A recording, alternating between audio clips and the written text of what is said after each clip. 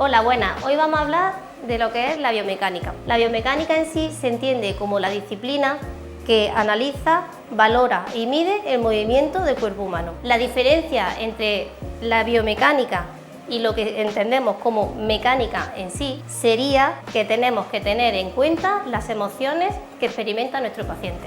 ¿Cuándo hay que realizar el estudio biomecánico? El principal error es pensar que hay que realizarlo cuando el paciente presenta algún dolor o algún movimiento anómalo. ¿Por qué? Porque muchas veces necesitamos realizar un análisis para mejorar el rendimiento deportivo, para mejorar el desarrollo que tiene un niño, para tratar el tema de una cervicalgia, cosas que no asociamos al pie. Tenemos que entender el paciente como algo general, algo mucho más holístico. Entonces, en verdad, ¿cuál sería el principal objetivo? Buscar la prevención de futuras lesiones o futuras desalineaciones que pudiera experimentar el paciente en sí. Os preguntaréis si tengo una lesión, si es el mejor momento para realizarme mi valoración biomecánica. Si es un caso en el que tiene una lesión aguda, es mejor esperar cierto tiempo a que el dolor apacigüe. Si es un caso de una lesión crónica que lleva mucho tiempo, podemos realizarla sin problema. Y ahora se nos plantea otra pregunta: ¿por qué me lo tengo que hacer? Lo primero es que tenemos que tener en cuenta toda la vida del paciente.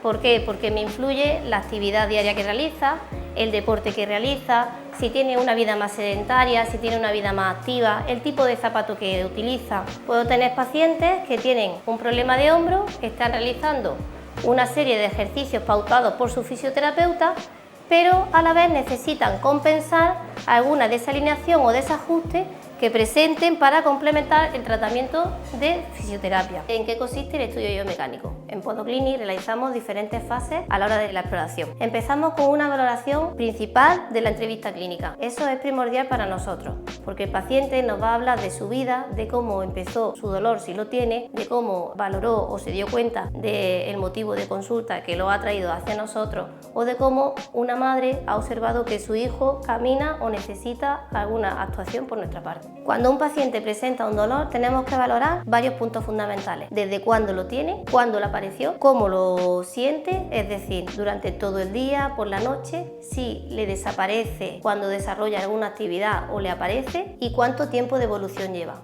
Otra parte importante de la entrevista clínica serían los antecedentes personales del paciente: si tuvo alguna lesión, alguna fractura, algún esguince, alguna cirugía, o si padece algún tipo de enfermedad o tratamiento en sí. Por ejemplo, en el caso en el que haya gafas, pues tenemos que tener en cuenta si un ojo tiene mucha más visión que otra. El ojo que tiene más visión le va a dar más campo y entonces puede ser que yo me encuentre el paciente rotado. Y también fundamental valorar el estado anímico del paciente. Un paciente que está deprimido tiende a estar en cierre. Un paciente que está contento tiende a estar en apertura, dispuesto a recibir lo que necesite. Y la ley primordial de la postura siempre dice que la línea de visión tiene que estar paralela al suelo. Eso me va a condicionar todo el cuerpo.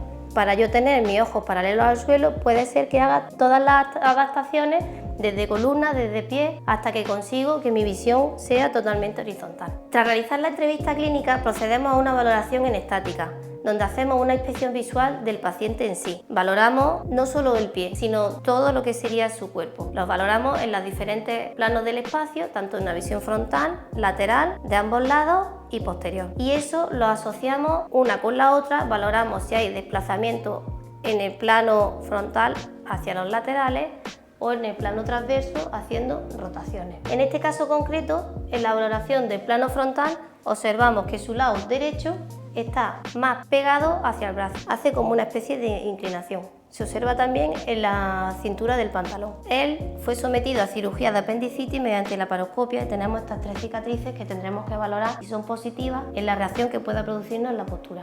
Después de realizar la inspección visual, pasamos a la valoración mediante la máquina sensorizada, en la que realizamos una estabilometría del paciente y nos va a decir durante un periodo de 1 minuto cuál es la zona a la que él tiene más tendencia a dominar: derecha, izquierda, adelante, hacia atrás. Y eso nos dará mucha información de su posición respecto a los diferentes planos del espacio. En la gráfica se puede observar cómo en el punto azul está describiendo la trayectoria de su posición. Lo realizamos tanto con ojos abiertos como con ojos cerrados. En la fase de dinámica lo valoraremos también en la cinta sensorizada, de manera que obtenemos imágenes simultáneas de su paso con los sensores de la imagen. Podemos asociar el movimiento y la imagen de su pie con la presión que recibe el suelo. Lo realizamos tanto andando como corriendo, depende del caso del paciente. Y también lo realizamos corriendo, inclinando la cinta, en los casos de los pacientes que hacen trail y hacen montaña. Valoramos tanto una visión posterior, delantera y lateral. En camilla realizaremos una valoración tanto muscular como articular, sin no olvidar la valoración del sistema nervioso, que es el más importante de todo. Con todo este análisis concluimos qué es lo que necesita nuestro paciente. Puede ser que pautemos una serie de ejercicios, puede ser que derivemos a otro profesional, puede ser que acabemos en un tratamiento ortopodológico mediante soportes plantares. Lo que es cierto que normalmente un tratamiento no va solo. El soporte plantar normalmente se asocia a ejercicios, podemos mandar algún tipo de dieta en caso de intolerancia alimenticia porque el paciente cambie su postura, o podemos derivar, como hemos dicho, a un profesional tanto de óptica, odontólogo, auditivo, según la necesidad del paciente. Con toda esta exploración que hemos realizado, llegamos a nuestra conclusión de lo que el paciente tiene, necesita y le pautaremos un tratamiento a seguir.